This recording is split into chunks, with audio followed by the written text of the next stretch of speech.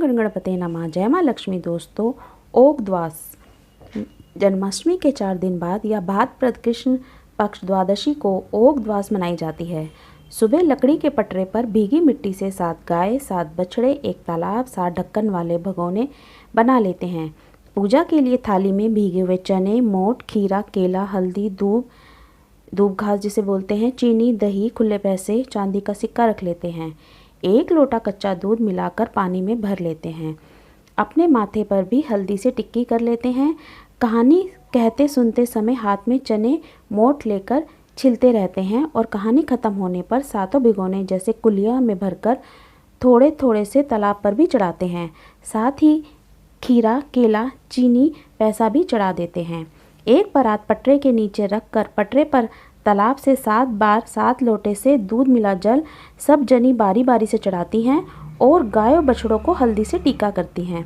सास बहू या देरानी जेठानी मिलकर फिर परात वाला जल, चांदी का सिक्का व दूब का हाथ में लेकर पटरे पर चढ़ाती हैं। इसके बाद पटरे को धूप में रखकर सूखने पर मिट्टी जमुना जी में डलवा देते हैं। बाद में पटरे का सामान काम वाली को देते हैं।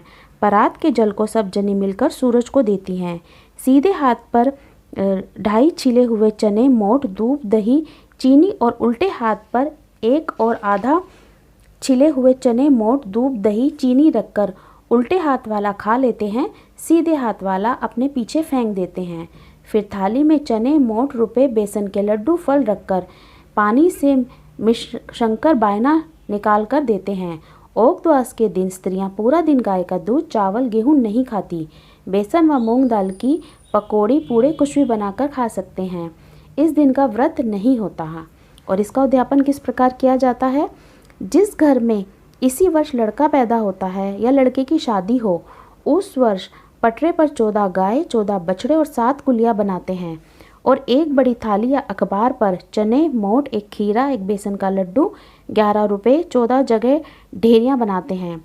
उन सब पर साड़ी, ब्लाउज, पढ़ाई के रुपए, मिठाई, फल रखकर बायना निकाल कर सास के पैर छूकर देते हैं। सब घरों में भी एक एक ढेरी भिजवा देते हैं। उद्यापन वाले वर्ष एक तो हर वर्ष की तरह समाने बायना और दूसरा साड़ी, ब्लाउज, पैर पढ़ाई वाले रुपए, चने, मोठ, खीरा, लड्डू, उद्यापन वाला बायना निकालते हैं। आइए सुनते हैं ओगद्वास की व्रत कथा। एक राजा के 7 बेटे और एक पोता था। एक दिन रानी ने अपनी बहू से कहा, धान धनाड़े को संभाल कर रखना। धान धनाड़े उनकी गाय के बछड़े का नाम था। सास के समझाने के बाद भी बहू से बछड़ा विनच गया और राजा के सब कुएं तालाब सूख गए। तब रानी ने बहू को पीहर भेज दिया और उसका बेटा अपने पास ही रख लिया। 1 साल तक उनके तालाब और कुओं में पानी नहीं आया। तब राजा ने पंडितों को बुलाकर पूछा कि इसमें पानी किस प्रकार आएगा। तो पंडित जी बोले कि बड़े बेटे को या इकलौते पोते की बलि देने से पानी आ जाएगा। तब राजा ने अपने इकलौते पोते की बलि दे दी। बलि देते ही कुएं तालाब पानी से भर गए।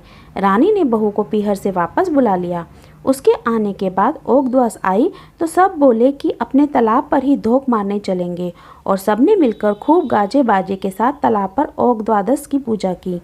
पूजा के बाद बहू ने रानी से कहा कि अब तो अपने पोते को भी बुला लो। तब रानी ने कहा, वह बाहर खेल रहा है, तुम ही उसे आवाज़ लगाकर बुला लो। बहू के आवाज़ लगाने पर राजा के द्वारा बलि दिया हुआ पोता तालाब में से बाहर आ गया। तालाब से बाहर आते हुए देखकर सास बहू एक दूसरे को देखने लगी। बहू के बाहर खेलने वाली बात पूछने पर सास ने बलि वाली सारी बात बताकर बहू से कहा, यह तो तेरे ही भाग्य का है। ओगद्वादश माता ने सत्य रखकर तेरा बेटा वापस दे दिया है। अपना पोता वापस पाकर राजा ने सारे नगर में ढिंडोरा पिटवा दिया कि सब बेटों की माँ को ओगद्वादश करनी चाहिए। बेटे होने का, बेटे के विवाह होने पर उद्यापन करना चाहिए। हे ओगद्वादश की माता, जैसे फल पीछे बहू को दिया वैसा फल सब किसी को मिले। कहने वाले को, सुनने वाले को, हुंकारा भरने वाले को, सारे परिवार को मिले। इस कहानी के बाद विनायक बाबा की भी कहानी सुन लेते हैं। विनायक जी की कहानी। विष्णु भगवान लक्ष्मी जी से विवाह करने जा रहे थे। उन्होंने सारी सभा इकट्ठी करी और सारे देवताओं को बुलाया। तो देवता बोले, हम तो चल पड़ेंगे परंतु गणेश जी साथ नहीं ले जाएंगे, क्योंकि इनको तो 1 मूंग की दाल, 1.25 मन चावल, खूब सारा घी नाश्ता करने के लिए चाहिए और खाने के लिए फिर बुलाओ। इनके तो सूंड भी है और लंबे लंबे कान, ऊंचा माथा, इनको साथ ले जाकर क्या करेंगे? इनको देखकर कुंडनीपुर की नारियां शर्मा जाएंगी। इनको तो घर की रखवाली करने के लिए छोड़ जाओ। सब भगवान की बारात में चले गए। इतने में नारद जी आए और गणेश जी से बोले, तुम्हारा तो बहुत अपमान हुआ है, क्योंकि तुम्हें घर की रखवाली के लिए छोड़ गए। तुम्हें ले जाने से बारात बुरी लगती, इसलिए तुम्हें नहीं ले गए। गणेश जी बोले, अब क्या करें? तब नारद जी बोले, धरती तोथी कर दो। इससे भगवान के रथ का पहिया धरती में फंस गया। सबने निकालने की कोशिश की, परंतु पहिया नहीं निकला।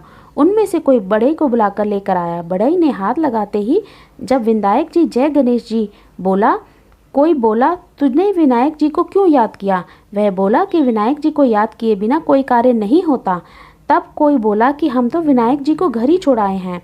बाद में सब विनायक जी को बुलाने गए। तब वह बोले, मैं तो नहीं चलूँगा। पहले तो गणेश जी की रिद्धि पाई, बाद में विष्णु जी ने लक्ष्मी जी से विवाह किया और घर आ गए। हे विनायक जी, जैसे भगवान के कार्य सिद्ध किए, कहते सुनने वालों के भी सारे कार्य सिद्ध करना। बोले विनायक महाराज की जय। ओम नमो भगवते वासुदेवाय नमः।